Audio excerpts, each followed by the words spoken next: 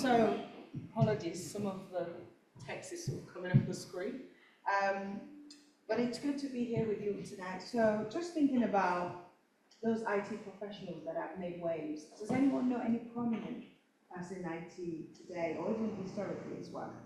Any names? Yeah. That's right. That's right. So she got an MBE for her work, actually getting women, black women into tech. Thank you. Anyone else? Any names? Did you say something? Oh, okay. Any names in general? Yeah, just anyone else. Bill Gates, but we were looking at sort of black heritage professionals. So From hidden figures. exactly. Yeah. So she's one of those that I'm going to talk about. So you've got Katherine Johnson, and you've got a few more as well. Absolutely. Again, because we don't know, and that's why they were hidden figures, because we don't know of them. They're not mainstream like Bill Gates and other people that we know. And so it's really getting us to think about them. So I've only put a few. So I've only got sort of more modern ones rather than historical ones, but I will share some names, and then you can go away and research and find out some more. So, so black professionals making waves in the IT space. So we have a few. So one of the things when sometimes we think about technology, we're really trying to, so my colleague and I have actually put the list together. We're really looking at various industries across IT. So we looked at things like banking, we looked at sort of things like aerospace engineering. And so what we were thinking about is one person. So Anne-Marie Imafidon, I don't know if any of you have heard of her before. Okay, you've heard of her. What do you know of her? So she is a prodigal. She is a child prodigy. From like, I think, early years, she went to university early. She actually comes from a family of geniuses. She does. But she has an organisation called Stimettes. And All about getting young girls into absolutely. Absolutely. She got an MBA and then a doctorate, and I think she's actually just become a chancellor of, I can't remember what the university is, but definitely research her because she's making waves. I think she got A-levels computer science at age 11, so definitely a child prodigy. So yeah, so she's a British computer scientist, she's a social entrepreneur, like you mentioned, and she really advocates for women in STEM. So she started the organization STEMET. So at the age of 11, like I said, she became the youngest person to study A-levels. I mean, can you imagine at 11, you know, studying A-level? I couldn't do it. I've got a 12-year-old, I think, is he ready to do A-levels in computer science? So, yeah. But she's done so many other amazing things as well. And like you mentioned, herself and her family, they have achieved great things. She was actually on Countdown, I think it was 2020, hosting, so I don't know if anyone sort of saw her. She hosted Countdown for a short time, but unfortunately she didn't get the job. But she's definitely someone to watch. And she wrote a book, I remember I was at her book launch, it was about 2 years ago, called She's in Control. So, but in control, using the control key that the way it's done on the computer. So definitely check it out. And then the next person, sorry, can you remember?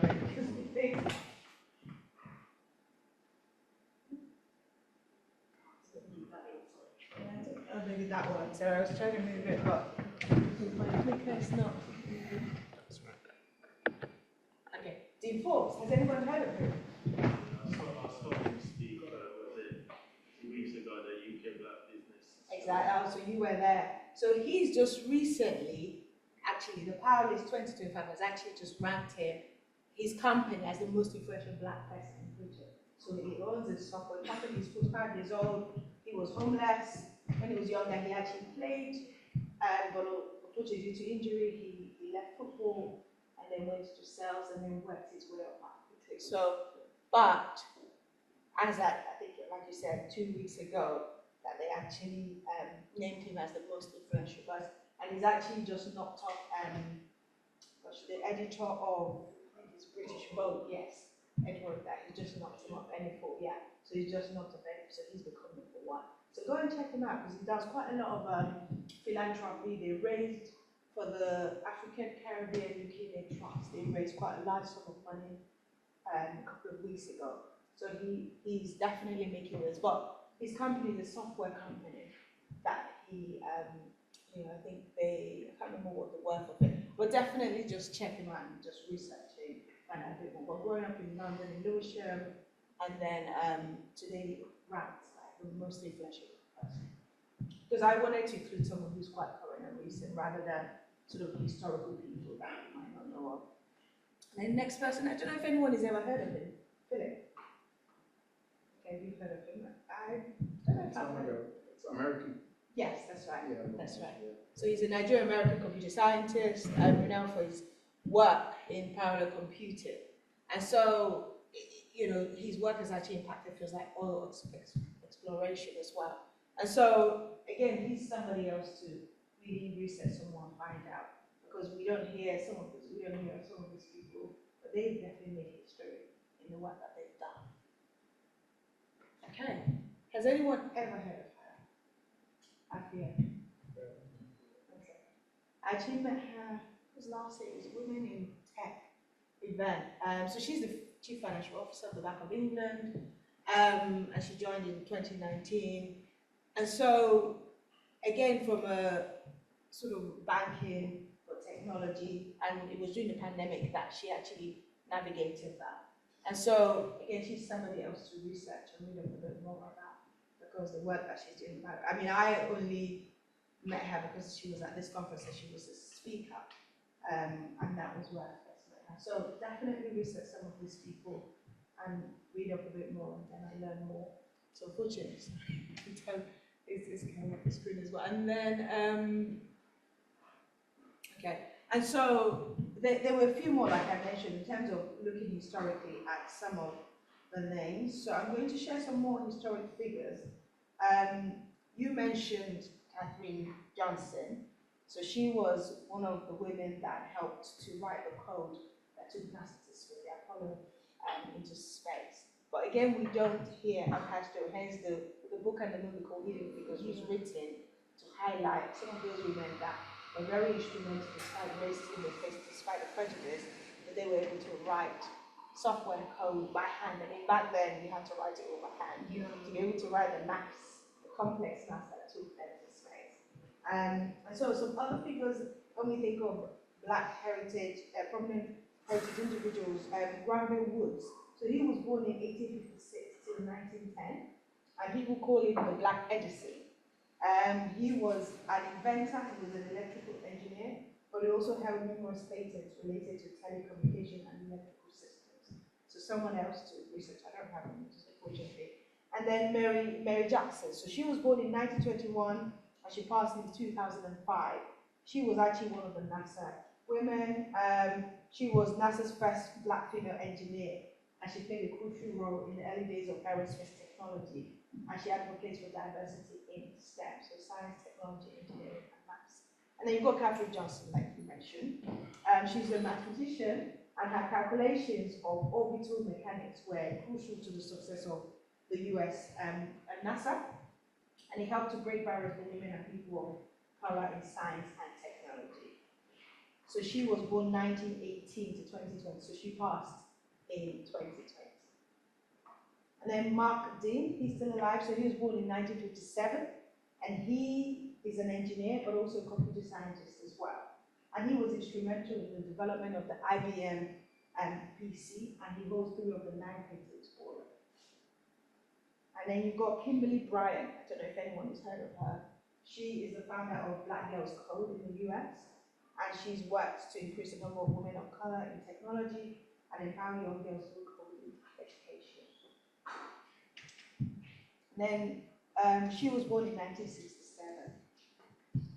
Okay, and then you have Freeman. Freeman was born in 1950, and he was the former president of the University of Maryland in Baltimore. And he's been a strong advocate for STEM education, particularly for underrepresented minorities. And then we have David Leitzer. He's a software engineer and an entrepreneur. And he's made contributions to various technology startups, and is known for his leadership in tech diversity initiatives. He was born in 1960. And then finally on my list, I have Ursula Burns, who was born in 1958. The first Black woman CEO of a Fortune 500 company. That's right. Okay, so you know her. I think it's interesting because we really don't know the names, and that's why it's important that we talk about them and highlight that. So she led Xerox and has been an advocate for education and diversity with technology. But you see on my list, it was quite important for me that I had UK people, because I think a lot of times it's so easy to have girls doing amazing things in America, but not here. There was actually another guy, he's also an ambassador, but he's not related to Anne-Marie. It might be, yeah, they're not siblings anyway. They might be perhaps distant relation. And he actually works for Lewis Hamilton's Anne-Marie, so he's an engineer. And he runs a company called Motivate, and he also got an MBE from his work in really helping young people get into sort of engineering, but also into technology as well. So he's actually another young, I don't know how old he is, but he's quite young. So there are a few people that are making waves in the UK space, but also globally, and it's important that we raise awareness, we find out about these people, and we can learn about them, share them with our children, because a lot of times, if we don't know, then our children definitely don't know about them, so that we can know that they're prominent people that are making waves in the community. Any questions? Yeah, I was trying to remember some guy, young guy, who's very good at robotics. I can't Oh, I know remember the who name you're now. talking about. I know who you mean actually. Silas, I think his name was. I know who you mean. So Ashley Ainsley, he's the founder Oh, of Black, yeah, no, Black Tech Fest, and Yeah. he also runs coding, coloring tech. That's right, he was calling tech. Yeah, so that's what I mean, that there are quite a few young people, or younger millennials, as I like to say, who are actually making waves in that industry. So thank you. I think it's called Silas, the guy who was speaking about robotics, yeah, the robotics company. A Nigerian background. That's right, yeah. Silas, yeah. You don't compare the market, the CTO is Yeah. a black woman. Oh, really? Yeah, her name Okay. is Renee. She does like a lot of like outreach work. Okay, that's great. In the States? Or? I bet here In in the the UK. UK, So I think they're based in what's that underground? It's got the roundabout. Old Street. Old Street. Yeah, they're Okay, building it there. great. That's great. Yeah. That's great. Yes, it's Silas Adekunle, is what I said. Yeah, so he is a Nigerian inventor and technology entrepreneur, and he's known for creating the world's first intelligent gaming robot. Yeah, so that's right. So he was born in 1991. So I think there are lots of people. So I think the key is for us to research, find out more, and raise awareness. And what was the name of the person you mentioned? The first name is Renee, but I'll really look up, send it to you. Because I was shocked as well. Okay. just went Not to- Renee Miller, is it? No. Yeah, it's No. that lady. So I was like a tech event, and it's just like, wow, okay. As you said, there are so many. I think the Black Tech Fest, is that coming up? No. Oh, just it like- already went. Okay, yeah, I think it was, yeah. So I think there are lots of people there who are actually making waves. And some people we don't even really think about in terms of technology, because I think sometimes when we think of technology, we can be quite limited in what we call technology, but it really does, encompass a lot of different things as well. So yeah, Black Tech Fest, as you said. It was Renee Hunt. Okay. Yeah, so lots of, anyway, so I think my thing to every one of us is to go away. Okay, so it takes place early in October, so it's actually October the 10th, okay, so earlier. Yeah, so go away and find out who are the prominent people that are making waves, because there are lots of inventions that were invented, and that's the reason the book Hidden Figures was written, because we don't hear about that, we don't know about that. Any other thoughts or comments? And just to say, the Black Tech Fest happens every October, and the founder, like you mentioned, is Ashley Ainsley, and he's the co-founder of Black Tech Fest, and he also runs Colon Tech, which is the UK's leading non-profit focused on diversity and inclusion in the tech space. And then you mentioned, like, Charlene, because I think somebody was asking about courses and stuff like that. So she does a lot for women who want to transition into tech. So lots of young girls, and then you've also got, but that was actually at one point called First Girls, and I think at the time the CEO was a black woman, but that's not the case anymore. But there are organizations out there who are really seeking to increase diversity in various industries. Does anyone know anyone else I haven't mentioned that to think of? You seem to know quite a few. Well, the thing, the name is not coming to me, so that's why I'm saying silence. Because even to do like pay, it's not coming to What does she do?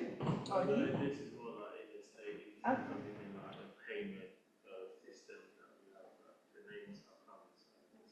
Did you say? Is it cheap?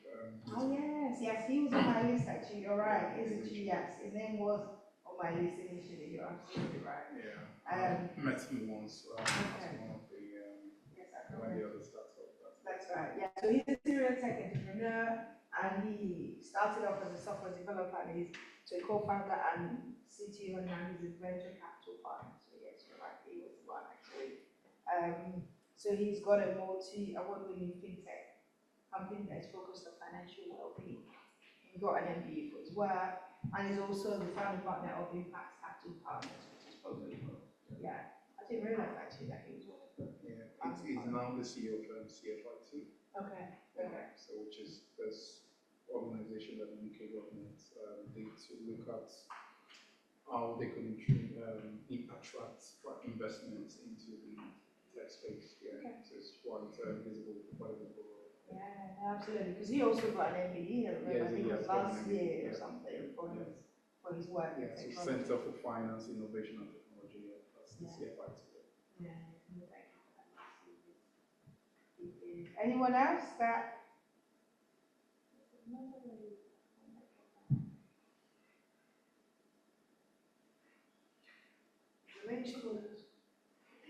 In the VC space, Yeah. I Oh, can't. Charmaine, not Charmaine, there's a lady, Yeah, I there's think, a couple of yeah, people there are a in the few. VC world. Yeah. So there's Charmaine Reed, she did, her work was around, okay, so she's also got an MBE, so she's a founder, writer, and creative consultant. So she's launched using things like innovation in the tech space, like for salons and beauty tech startups, so that's what she's done, Charmaine Reed.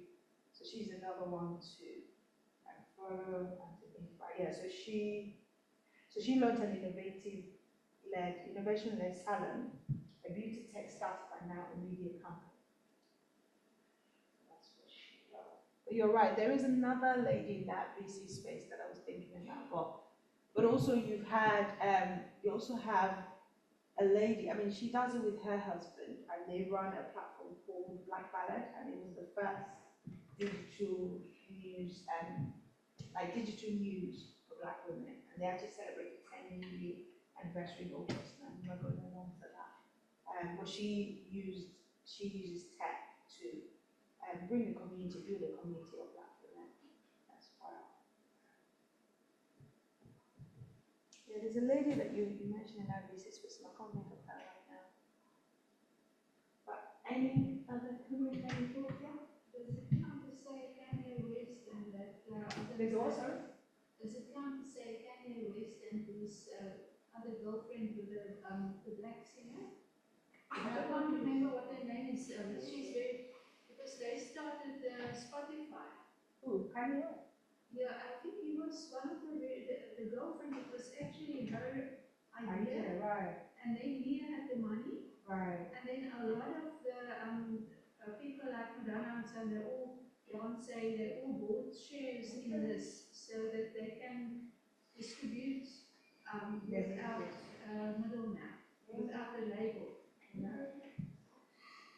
But yeah, Rihanna, that's it. Rihanna, right, yeah. But there are lots. So I think for me, what I would say to all of us is go away and find out and educate ourselves and learn. So, ready? Okay. I'll hand back over to you.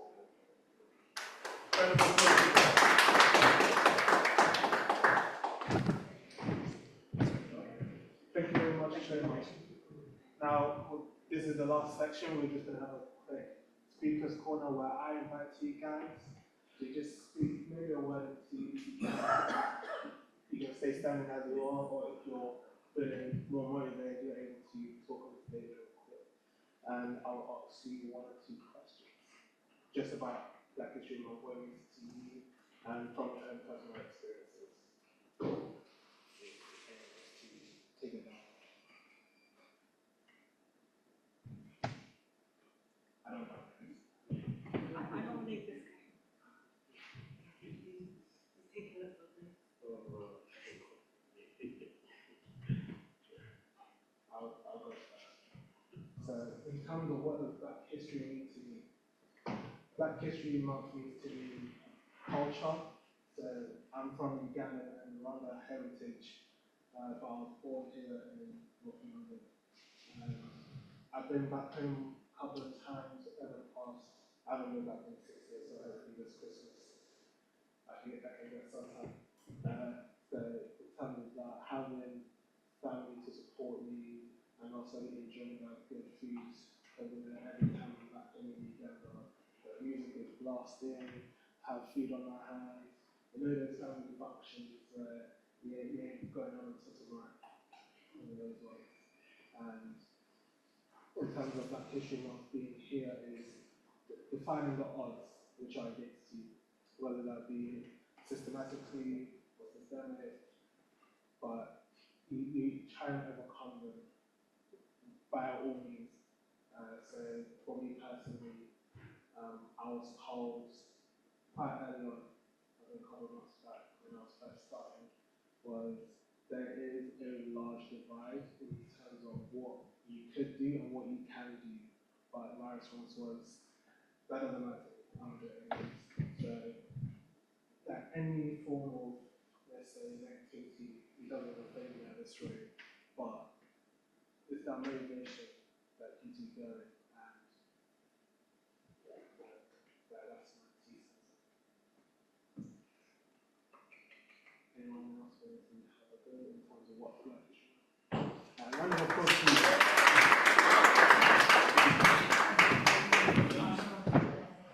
Hello everyone, so my name is Eric, so going back to the question that you asked. You almost look like the guy on the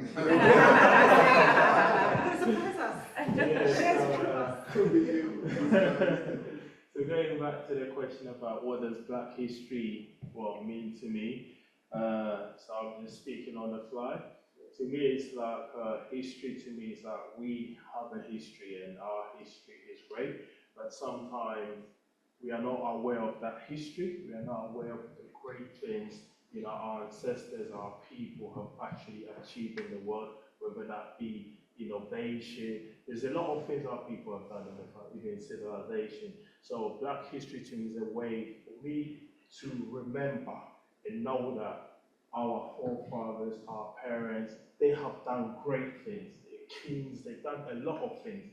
And remind ourselves that they have done great things, and I'm also able to do, great things. So there's a lot of things like Marcus Garvey. Originally I'm from Ghana, so I'm from Asante. So there's history in Asante, the kingdom, what they did. Even Ghana used to be called Gold Coast, and a lot of the countries in Africa, the riches that we had, not just had, we still have, and also being aware that we come from a place of great resources and having the knowledge as young people as well, knowing what we have, where we came from, and knowing that, if, for example, like I said, I'm speaking on the fly, knowledge, we are now in the knowledge economy, we're talking about IT. So knowing that knowledge is power, and some of our children, some of our kids don't really know a lot of our history. I mean, I lack a bit of history, and I'm willing to continue to learn. So when we have like Black History Month and things like that, it's an opportunity for us to remember and also to learn, because learning is learn more of our history. And even as you were speaking, you were talking about not just the history, but the present. In the present, there's so many people doing great things, and sometimes we're not aware of that. When I went to the UK Black Business Show, so many different businesses, different, whatever industry, whether it's in catering, whether it's in tech, so many. And sometimes I think having a platform like this gives us awareness, because sometimes we don't know, even as you're speaking about a lot of different things, it's giving us that awareness. Also, that awareness also empowers us, know that there are people who look at us who are doing great things. Sometimes they actually were the pioneers of the technology, but sometimes they're not even aware that they made the way, within tech. So in a nutshell, yeah, that's how I see Black history, and it's something that we need to keep learning and sharing with our children. As I'm talking as well, I've got kids, and if I lack the knowledge, how am I going to pass on to them? So I have to learn and I have to know, and then I show them that we got great history, and yeah, we're doing great things now. We did it before, and then just continue. So that's my little take. Thank you.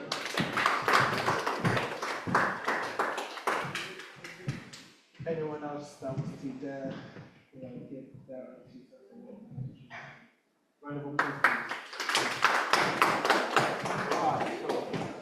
It's good to stand here in front of people. A very good evening to you all. My name is Steve Wan. Is it okay to talk about what I do? Or just, yeah, it's very important. That's mine. I'm into health and wellness, plus wealth affiliation. That's what I do. Now, coming back to the question of what this means, I feel honored to be here. This is the first event for me to attend on Black History Month, so I feel good to be here and meet different people, brothers and sisters, and just have a good time, good evening. So that's very inspiring for me. Secondly, is that you see, the Black people have done a lot of innovations, a lot of development, a lot of initiatives, a lot of things, but most of these are really kept underneath. They are not known, and they are kept where we cannot reach them. And of course, the reasons are best known. So this is good because we are inspired. For me, it inspires me to say, okay, I need to do something that's of a legacy. Something, when I had the names being listed here, people have made waves in IT space. I was like, okay, what wave am I creating that even if I'm not here, or even if I'm older, people can talk about my name? That's a challenge. So that makes me not just to live up to myself, but to live up for others, to do something that others can, emulate and then move on with life. So this is a wake-up call to say, hey, we are not just people of color, we are also people of innovations. And not just in IT, in every sector, in every industry, we are there. And we need to learn and pick a lead, especially us today, and ask yourself, what am I doing that inspires this generation, that inspires young people? I had his story. One of the problems we have among what they call, I don't use this word, ethnic minority, I don't use it. I call myself ethnic majority because I'm the majority. That's what I believe. So I normally tell young people, you are not ethnic minority, you are ethnic majority. You have to get your mindset right, because this is what is keeping them down, and they think they cannot go to certain universities, they cannot do certain programs, they have to be kept at a certain level. So we who are here and listening to what our fellow Black people have done, we have a challenge to go back home and tell our young people, our own children, and those that we meet, I say, hey, you can do it, and start now, because it's never late. And dream bigger, not only about you, your partner, and your children. No, dream bigger, something that will make an impact that people can talk about. For me, that's what I take from this event, and I'm glad that my good friend Charlie invited me. I was expecting a larger audience, but we're actually larger. Because it doesn't matter how many. We're taking something. So thank you very much for listening, and God bless you.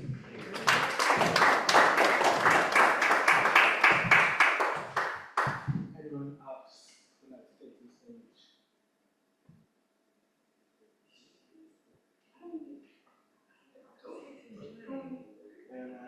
You be funny people out, man. We gotta call you up.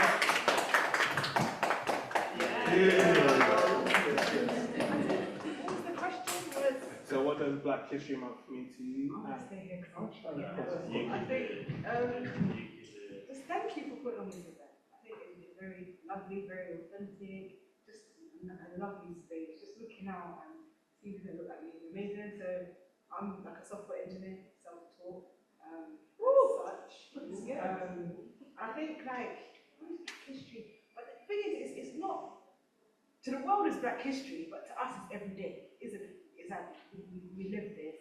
I think what I would say is like, you know what, community is important. Like you guys put on this event, it's beautiful because I get to see different people, I get to get get insights into like different industries. I think yes, it's amazing that we want to help the young people as well get into the industry or to develop, but I also feel like a lot of us have grown up in this. I'm South Sudanese, by the way, from South Sudan, so you might know like laundering or electric and stuff. But it's like I have learned from everyone that's come before us. So like the Nigerians, the Ghanaians, the Caribbeans that have come before, and it's the Paro community.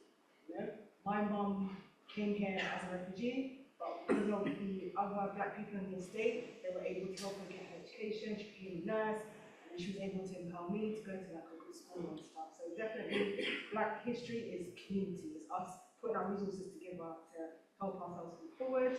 I'd also say that I feel sometimes you might feel like, oh, after you're a certain age, like after 30, there's nothing here for you, but I feel we can also pivot as well. Don't ever feel like because this situation happened to you or I haven't got this job, I can't get there. Once again, power of community, like let's all connect. We have LinkedIn. How can I help you if you want to get into software engineering? I'm connected. I have like a 20-year experience in public sector, not just software engineering. If I can help you, connect you with someone that you can know to help you, because with us as well, when I rise, my household rises. I've got 2 children. You know, you gave me stuff that I can go back and teach my children about.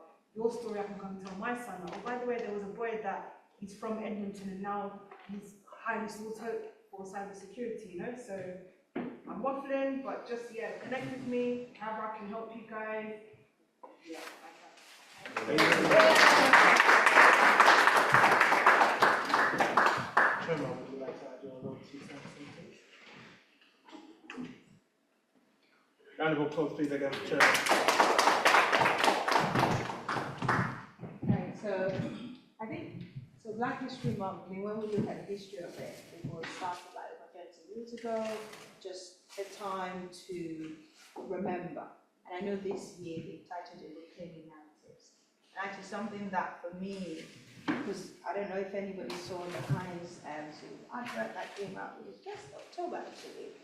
And there was a lot of sort of uproar around it that, you know, why was the black dad missing? And so for me, when I think of reclaiming narratives, one of the things that I've actually been doing this month was spotlighting and black fathers who are present, who are intentional. And off of the back of that, I'm actually running a conference for parents next month. And I'm really intentionally getting black fathers because I want us to show that black fathers are present and involved in their children's lives and do take an active interest in them. So for me, it's about reclaiming that narrative. Who are the people making waves in various industries? You know, and show and teach our children. So one of the things I told my 12-year-old actually today to do a PowerPoint on Captain Johnson. So where I came from, he's done it. So I showed they see what he's found out about it. But I think so for me, it's about the legacy, like you mentioned, that behind talked about. We talked about legacy as well. I think just what legacy are we leaving in terms of reclaiming that narrative? What negative stereotypes are out there? How can we help that?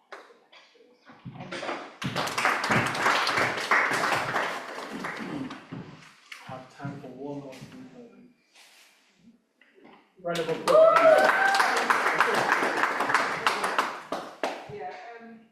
Black History Month, I think should be just confined to one month, it should be the whole year. Yes. But it's good that it's a time to acknowledge the contributions that black people have made. Because like I said, our contributions seem to be hidden or forgotten or whatever. But it's good that people are becoming aware that, you know, there are some prominent people that have contributed to the world.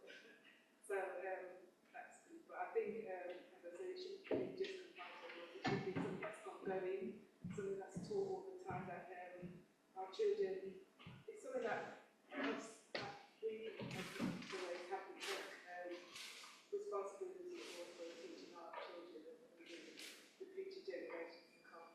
But also, whoever do the background research or the knowledge, it's good to share it as well. So it just helps them kind of like a stimulus to encourage others to look further into things and just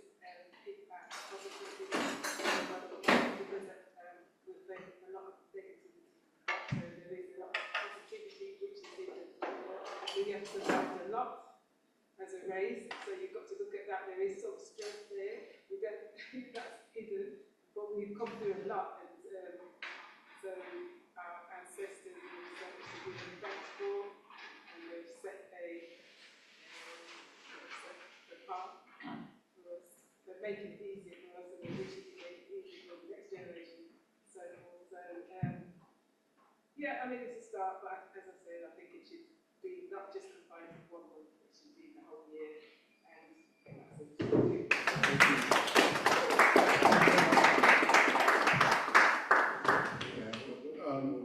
Round of applause.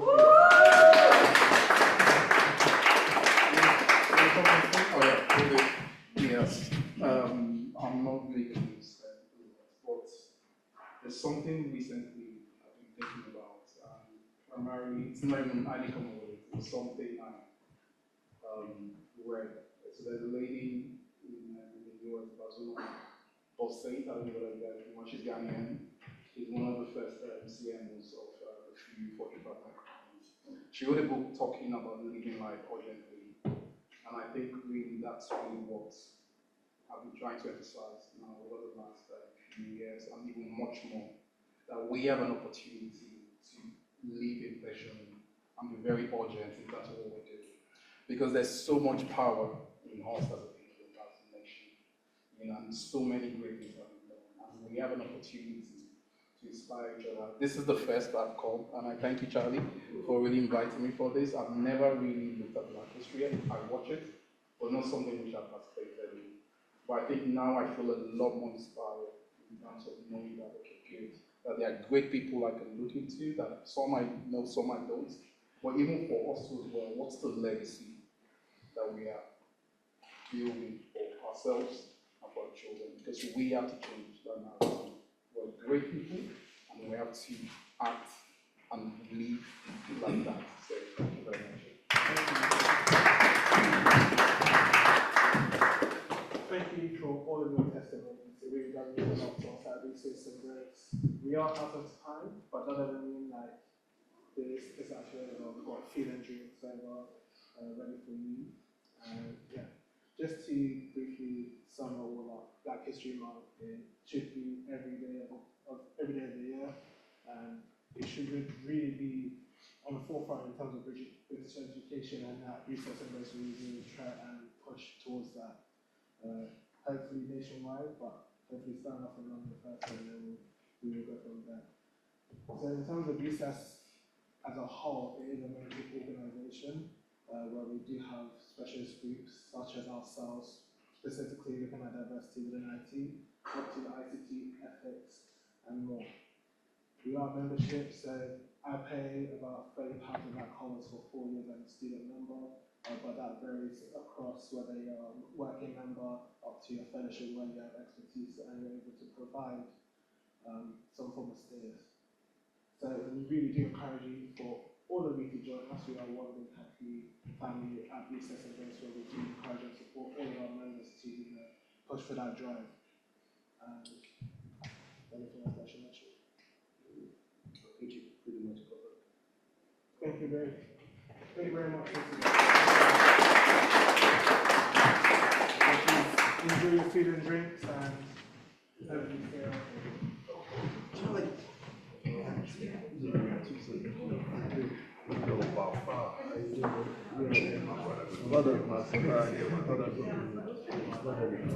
Thank you very much. Yeah?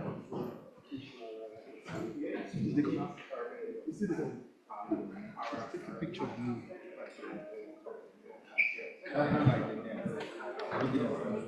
Yes. Hold on, before you take the background, let me just let's stop recording.